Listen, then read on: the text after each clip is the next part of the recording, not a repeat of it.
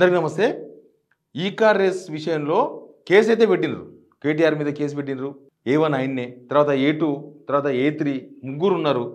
కానీ ఎందుకో గవర్నమెంట్లో కాంగ్రెస్ ప్రభుత్వంలో లేకపోతే కాంగ్రెస్ పార్టీలో కేసు పెట్టిన తర్వాత చర్చ డిఫరెంట్ అయిపోయింది. కేసు పెట్టే వరకు ఏమో కేసు పెట్టాలి, ఏదో ఒక కేసు పెట్టాలి. ముఖ్యంగా రేవంత్ రెడ్డి వర్గంలో మిగతా వాళ్ళంతా డిఫాల్ట్గా ఉన్నారు. పెడితే పెట్టుకోండి, లేకపోతే లేదు, అయినప్పుడు చూద్దాం, కానప్పుడు చూద్దాం అన్నట్టుగా వాళ్ళు ఉన్నారు. కానీ దీనిలో రేవంత్ రెడ్డి వర్గం మాత్రం ఖచ్చితంగా ఏదో ఒక కేసులో పెట్టాలనే ఉద్దేశంతో ఫస్ట్ నుంచి కూడా చాలా ప్రయత్నాలు. కేటీఆర్ అయితే 6 సార్లు అంటున్నారు. బహుశా 6 సార్లు ఉందో లేదో మనం కౌంట్ చేయలేము. కాకపోతే ఒకటి వాళ్ళ బామార్ది ఫంక్షన్ హాల్లో వాళ్ళ ఇంట్లో ఫంక్షన్ జరిగితే దాన్ని కూడా కేటీఆర్ పైన కేసు పెట్టే ప్రయత్నాలు చేసిండ్రు. కేటీఆర్ పేరు తీసుకొచ్చిండ్రు. వాళ్ళ సోషల్ మీడియా మొత్తం కేటీఆర్ చుట్టే తిప్పింది. కేటీఆర్ వాళ్ళ ఫ్యామిలీ అన్నారు, కేటీఆర్ వాళ్ళ మిస్సెస్ అన్నారు. ఇట్లా రకరకాలుగా దాన్ని కేటీఆర్ తగిలించాలనే ఉద్దేశంతోనే ఆ ఫంక్షన్ డ్రగ్స్ కేసుగా చిత్రీకరించిండ్రు. వాళ్ళు డ్రగ్స్ కేసు కాకపోతే వాళ్ళు డ్రగ్స్ కేసు అని మీరు నిజమైతే ఇప్పటివరకు ఆ కేసు ఏమైంది? మరి డ్రగ్స్ తేల్చిందా?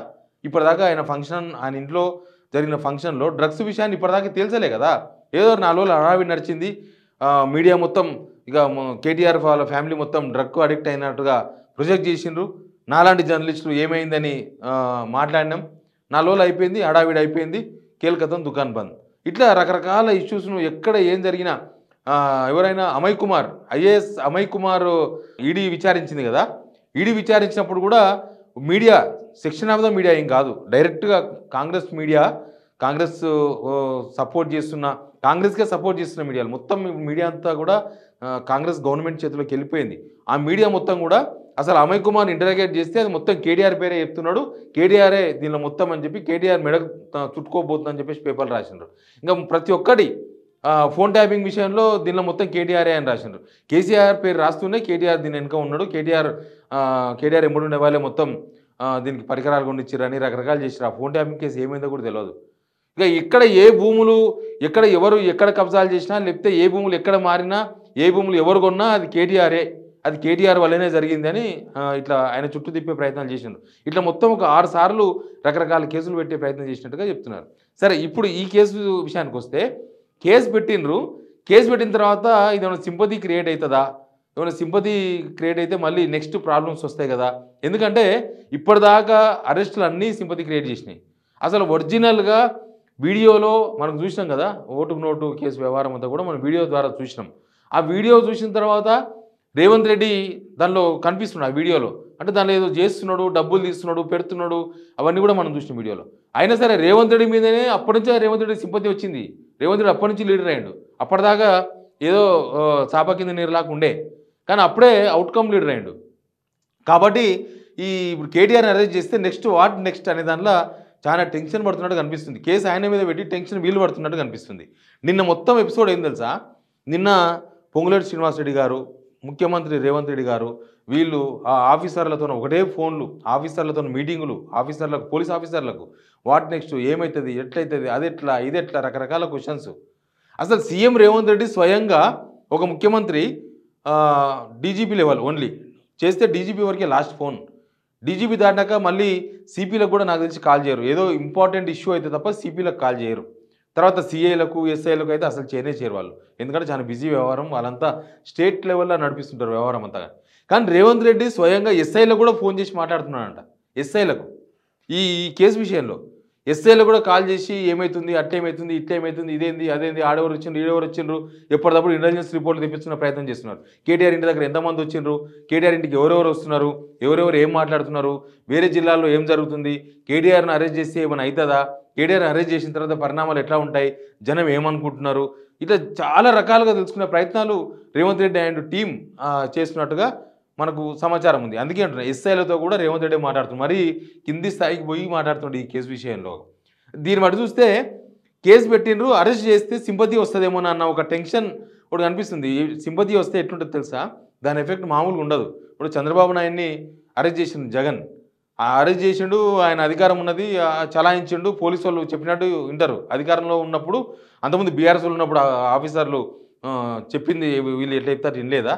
కాకపోతే రేవంత్ రెడ్డి విషయంలో మాత్రం అది పక్క జరిగింది కదా, కనిపించింది కదా, అది ఓపెన్గా. అక్కడ ఏం జరిగింది, ఎట్లా జరిగింది అనేది కంప్లీట్గా వీడియోలో బయటకు వచ్చింది.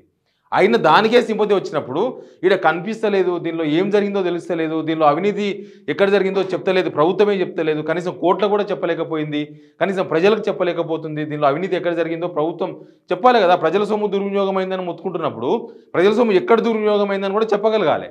అది చెప్పలేకపోతుంది ప్రభుత్వం. దీనిలో తర్వాత విచారించిన తర్వాత తెలుస్తుంది అంటున్నారు. విచారించిన తర్వాత ఏం తెలుస్తుందో తెలియదు. కానీ ఒక కేటీఆర్ని అరెస్ట్ చేస్తే నెక్స్ట్ పరిణామాలు ఎట్లా ఉంటాయనే దాని మీద కాంగ్రెస్లో ఒక పెద్ద చర్చ జరుగుతున్నది.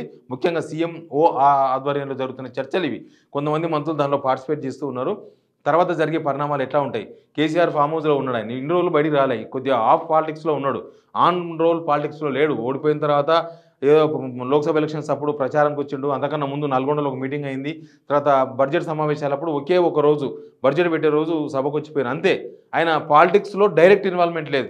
పాలిటిక్స్ అంతా కూడా బీఆర్ఎస్ పాలిటిక్స్. బీఆర్ఎస్ వాళ్ళకి ఏమన్నా సూచనలు చేస్తే చేస్తుండొచ్చు, బీఆర్ఎస్ వాళ్ళకి ఇది చేయండి అది చేయండి అని చెప్తే చెప్తుండొచ్చు కదా, కానీ డైరెక్ట్గా లేడు. కానీ కేటీఆర్ అరెస్ట్ అయిన తర్వాత కేసీఆర్ వస్తే పరిణామాలు ఎట్లుంటో తెలియదు.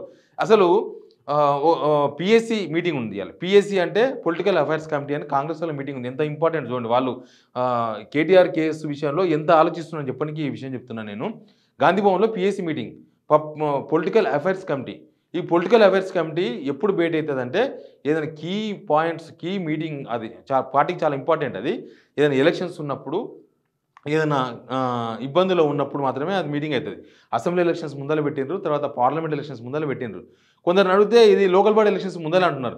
లోకల్ బాడీ ఎలక్షన్స్ ఎప్పుడో తెలియదు, ఎప్పుడు వస్తాయో రావు కూడా తెలియదు. ఎందుకంటే ఇంతవరకు రిజర్వేషన్ తెలియలేదు, ఇంతవరకు వీళ్ళ జనగణనే పూర్తి కాలేదు. ఇంకా జనగణన ఏమైందో 60 రోజులు అన్నారు, 60 రోజులు అయిపోయి అది కూడా అయిపోతుంది. 60 రోజులు అయిపోయినా కూడా జనగణన కూడా లెక్కలు అసలు రిపోర్టే రాలే ఇంతవరకు. అంటే వీళ్ళకి ఇంకా మొత్తం సమ్ రాలే. అది వస్తున్న తర్వాత లెక్కలని టాలీ చేసిన తర్వాత అది వస్తుంది. ఆ లోకల్ బాడీ ఎలక్షన్స్ ఫిబ్రవరి ఉంటాయో, మార్చి ఉంటావో, ఎప్పుడు ఉంటావో క్యాబినెట్లో ఉన్న వాళ్ళ మినిస్టర్లే చెప్పలేకపోతున్నారు ఎప్పుడు వస్తుందో. లేట్ అవుతుంది అని మాత్రం చెప్తున్నారు వాళ్ళు. కాబట్టి దాని గురించి కాదు, ఏకంగా కాంగ్రెస్ జాతీయ కార్యదర్శి, central Congress general secretary KC Venugopal వస్తున్నాడు వీరికి. కేసీ వేణుగోపాల్తోన రేవంత్ రెడ్డి మీటింగు, మంత్రులంతా meeting, Congress PCC chief meeting, అందరు మీటింగ్ అవుతున్నారు.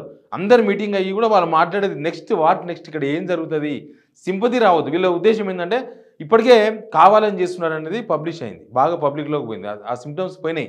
కావాలని చేస్తున్నట్టున్నాడు. వీళ్ళు అవినీతి కనుక చూపించగలుగుతాయి ఇప్పుడు వీళ్ళు సింపతి రాకుండా కొద్దిసేపు ఆపుకోవచ్చు. కానీ ఎక్కడ చూపించాలో వీళ్ళు ఉంటే కోర్టుకే చూపించేవాళ్ళు కదా, మనకేం చూపించరు. కోర్టులోనే పలానా దగ్గర అవినీతి జరిగింది, పలానా అకౌంట్ల నుంచి పలానా అకౌంట్కి పోయినాక ఆ అకౌంట్కి వెళ్ళి కేటీఆర్ అకౌంట్కి డబ్బులు వచ్చినాయి, లేదా పలానా అకౌంట్ నుంచి పలానా అకౌంట్కి అసలు ఒరిజినల్ అకౌంట్కి పోలేదు, ఇంకో అకౌంట్కి పోయినాయి. అట్లా ఏదో కొంత అవినీతి జరిగినట్టుగా, పబ్లిక్ మనీ మిస్యూజ్ అయినట్లుగా వీళ్ళు చూపించగలిగితే బాగుండే. చూపించలేకపోయారు. తర్వాత చూపిస్తాం, తర్వాత తెలుసుకుంటామంటారు. చూపించడం తర్వాత విషయం, అసలు ఏం జరిగిందో తెలుసుకుంటామని చెప్తున్నారు.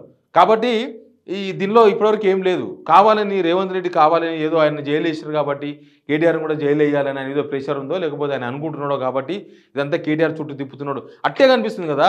ఇప్పుడు కేటీఆర్ అంటే కోర్టుకు పోయిండు ఆయన ఎఫ్ఐఆర్ కొట్టేయాలని. L2 L3 ఓపెన్గా బయట నిన్న తిరిగింది కదా, నిమ్మన్న ఐఏఎస్ అరవింద్ కుమార్ తిరిగిండు, తర్వాత బిఎల్ రెడ్డి ఇంజనీర్ తిరిగింది కదా. వాళ్ళని ఎందుకు అరెస్ట్ చేయలేదని కోర్టు అడిగింది.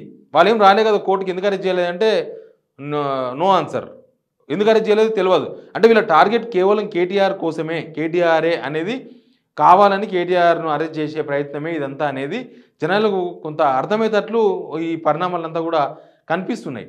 కాబట్టి ఈ విషయంలో కేటీఆర్ విషయంలో కేసు పెట్టి టెన్షన్ పడుతున్నారు. ఇప్పుడు అరెస్ట్ చేయాలన్నా, నిజానికి అరెస్ట్ చేయాలనుకుంటే ఆల్రెడీ ఏసీబీ అరెస్ట్ మీద స్టే ఎత్తేసి 24 hours దాటిపోయింది కదా, అసలు ఎప్పుడో అరెస్ట్ చేసేయాలి.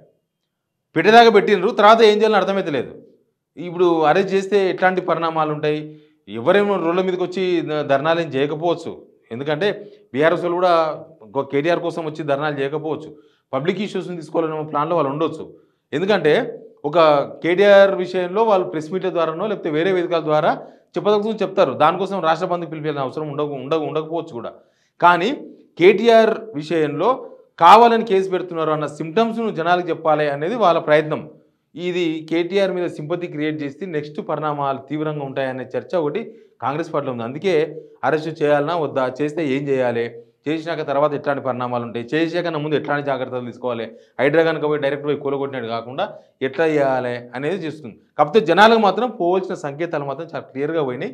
ఇది అవినీతిని చూపించగలిగితే మీరు కొంత ఫేర్గా కనిపిస్తారు. రేవంత్ రెడ్డి గవర్నమెంట్ ఫేర్గా కనిపిస్తుంది. అవినీతిని ఇప్పుడు కనుక చూపించగలదు, కనీసం అది నిజమా కాదా కోర్టే తెలుస్తుంది, కానీ చూపించాలి కదా ముందు. అది చూపించలేని ప్రయత్నం, చూపించలేకపోవడం అనేది వీళ్ళకు మైనస్గా కనిపిస్తుంది.